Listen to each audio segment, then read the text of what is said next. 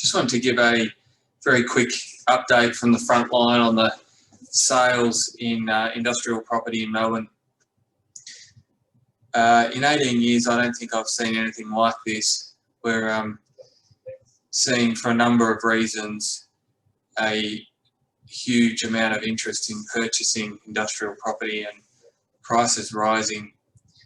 I think there's probably four main reasons. We're seeing business confidence increase. We're experiencing historically low interest rates, and all the expectations are we'll see that continue for 2 or 3 years from now. There's a lack of supply of industrial property assets for sale, and then COVID really has turbocharged the industrial property market. It's quite remarkable. It's not something that I expected, but for a number of reasons, COVID has had a very positive impact on sales in industrial property and really the industrial property sector right across the board. So there's a few things to think about with this. There's the fact that during our lockdown period, pretty much everyone in an industrial property, being a warehouse or a factory, the very vast majority, probably 98%, were considered essential.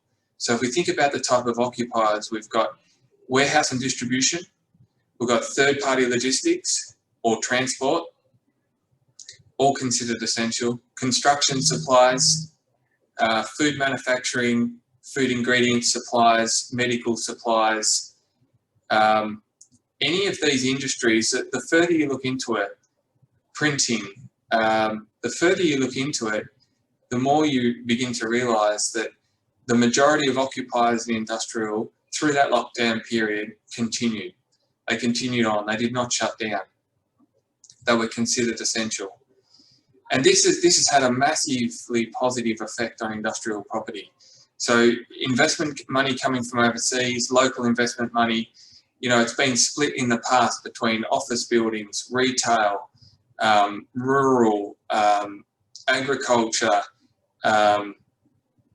residential. And of all those sectors, it appears that industrial has really outperformed the other sectors. So along with that, during that COVID period, the trend towards e-commerce was greatly accelerated. So people were buying online far more frequently than previously. And that really, what that does, that shrinks that retail footprint and it grows the warehouses.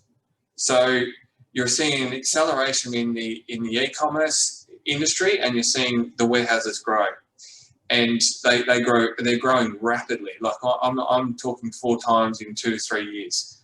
So that uses up a lot of industrial property.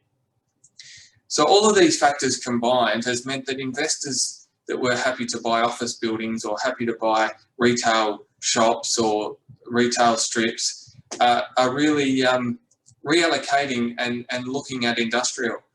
So we're seeing a flood of money come into industrial, and that's at a macro level and also locally. The local investors are also doing the same thing with the smaller properties.